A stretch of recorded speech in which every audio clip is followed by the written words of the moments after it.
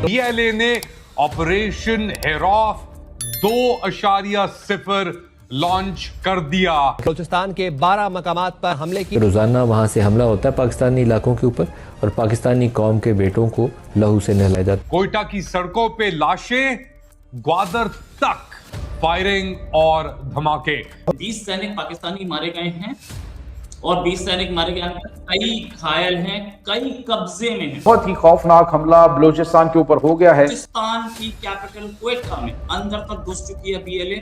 मस्तुम, कलात, पासनी, खुजार, नुश्की, तुर्बत, ये सारे वो शहर हैं। जब चारों तरफ हब्स और घुटन होगी, जब हुकूमतें कटी हुई होंगी अवाम से, जब रोजगार नहीं होगा, तो यही होगा। तो ये इंटेलिजेंस जो हमारी जो अपने आप को नंबर 1 कहते हैं, जी हाँ, ये नंबर 1 इंटेलिजेंस जो है ये क्या कर रही थी और इन्हें क्यों पता नहीं लगा कि इस 12 जगह पर जो है ये अटैक होने वाले हैं। अमेरिका ने अपने शहरियों को पाकिस्तान के सफर पर नजरसानी का मशवरा दे दिया है। तो बीएलए ने बड़ी कामयाबी से ये तमाम तर कार्रवाइयां जो है वो की हैं। डिटेल सामने आ रही हैं, वो इसके अंदर खवातीन भी शामिल थी और उनकी भी वीडियोस आई हैं। उन्होंने भी अपने बेसिकली बंदूकों के साथ लेके वो बीएलए के ऑपरेशन हेरॉफ के अंदर शामिल थी। वो हॉस्पिटल्स के अंदर इमरजेंसी नाफिज कर दी गई है। पाकिस्तान के बलूचिस्तान रीजन से एक बड़ी खबर सामने आ रही है। पाकिस्तानी आर्मी के खिलाफ वहां के लोगों का गुस्सा अब एक ऑल आउट वॉर का रूप ले चुका है। बलोच लिबरेशन आर्मी बीएलए ने पूरे एरिया में एक मैसिव काउंटर अटैक लॉन्च कर दिया है, जिससे पाकिस्तान सिक्योरिटी फोर्सेस पूरी तरह शॉक में हैं। बीएलए के फाइटर्स ने बलोचिस्तान के 12 बड़े शहरों में, जिनमें क्वेटा भी शामिल है, एक साथ अटैक करना शुरू किया है। ये बीएलए के ऑपरेशन हीरोफ का सेकेंड फेज बताया जा रहा है। सैटरडे मॉर्निंग से ही वहां इंटेंस फायरिंग और ब्लास्ट की खबरें आ रही हैं। सिचुएशन इतनी सीरियस है कि पाकिस्तानी आर्मी को कई जगहों पर पीछे हटने के लिए मजबूर होना पड़ रहा है। रिपोर्ट्स के मुताबिक इस काउंटर स्ट्राइक में अब तक कम से कम 25 पाकिस्तानी सिक्योरिटी पर्सनल्स मारे जा चुके हैं। खासकर नौशिक एरिया में हालात सबसे ज्यादा खराब हैं, जहां अकेले 10 सैनिकों की मौत की खबर है।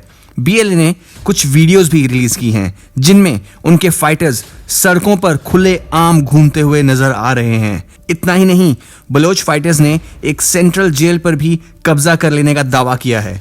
बलोचिस्तान की कैपिटल क्वेटा में पहली बार इतने बड़े स्केल पर बीएलए की प्रेजेंस देखी गई है। पूरे शहर में धमाकों की गूंज सुनाई दी जा रही है। सिक्योरिटी रीजंस की वजह से पूरे बलोचिस्तान में रेल सर्विसेज को सस्पेंड कर दिया गया है। ये सिचुएशन पाकिस्तान के लिए एक बड़ा स्ट्रेटेजिक सेटबैक है। ग्वादर पोर्ट से लेकर इंपॉर्टेंट हाईवेज तक बीएलए ने अपनी पकड़ मजबूत कर ली है। क्या पाकिस्तान आर्मी सिचुएशन को कंट्रोल कर पाएगी या बलोचिस्तान उनके हाथ से निकल जाएगा? ये वक्त ही बताएगा। आप इस पूरे मामले में क्या सोच रहे हैं? कमेंट सेक्शन में जरूर बताइए। बीएलए ने ऑपरेशन हेरॉफ 2.0 लॉन्च कर दिया। सैकड़ों लोग मुतासिर, कोयटा की सड़कों पे लाशें, ग्वादर तक फायरिंग और धमाके। ऐसे मनाजिर हमने कई सालों से नहीं देखे।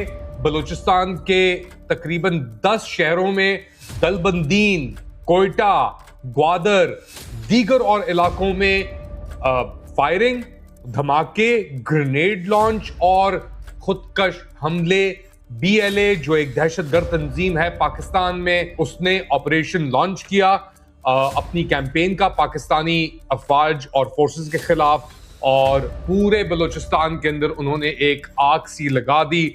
अब जो वीडियोस आ रही हैं उनको मैं आपको दिखा नहीं सकता, ब्लर करके जरूर आपको दिखाने की कोशिश कर रहा हूं ये वीडियोस में आपको, मगर इतनी खतरनाक और खौफनाक ये वीडियोस हैं जहां पे लाशें ही लाशें पड़ी हैं। मगर जो डिटेल सामने आ रही हैं वो इसके अंदर खवातीन भी शामिल थी और उनकी भी वीडियोस आई हैं। उन्होंने भी अपने बेसिकली बंदूकों के साथ लेके वो बीएलए के ऑपरेशन हेरॉफ के अंदर शामिल थी वो। और कोयटा के अंदर 2 बड़े धमाके हुए।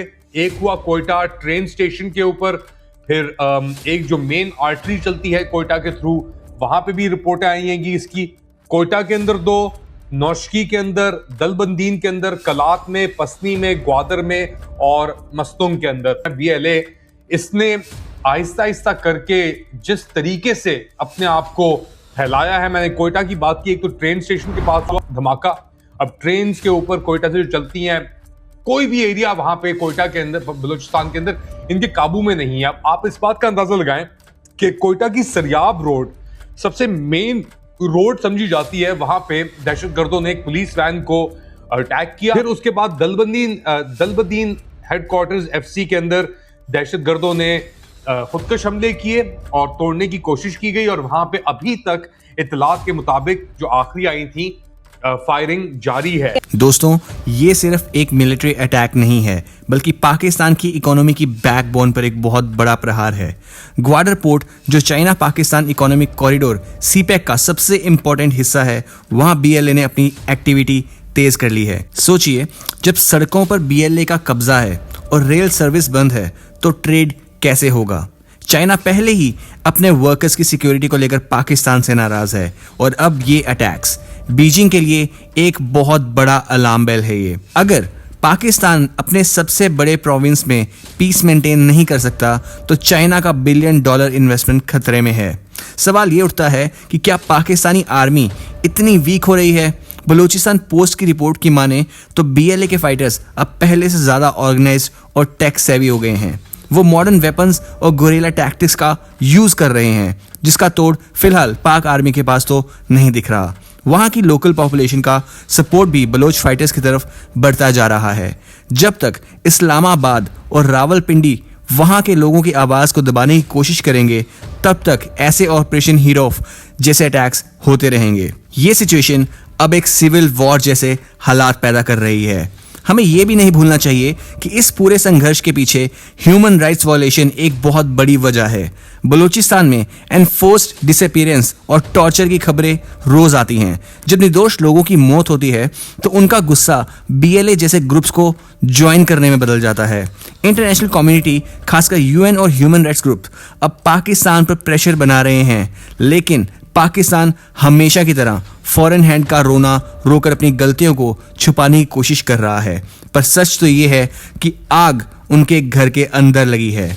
इन कंक्लूजन, बलूचिस्तान अब एक टाइम बॉम्ब बन चुका है जो कभी भी फट सकता है। अगर पाकिस्तान ने अपने पॉलिसीज चेंज नहीं की, तो शायद 1971 की हिस्ट्री खुद को रिपीट करेगी। एक तरफ कर्ज का बोझ और दूसरी तरफ इंटरनल रिबेलियन। पाकिस्तान की राह अब बहुत मुश्किल दिख रही है। आपका इस बारे में क्या विचार है? कमेंट सेक्शन में ज़रूर बताइए। अगर आपको वीडियो अच्छा लगा हो तो वीडियो को लाइक और चैनल को सब्सक्राइब करना ना भूलें। मिलते हैं अगली वीडियो में। जय हिंद।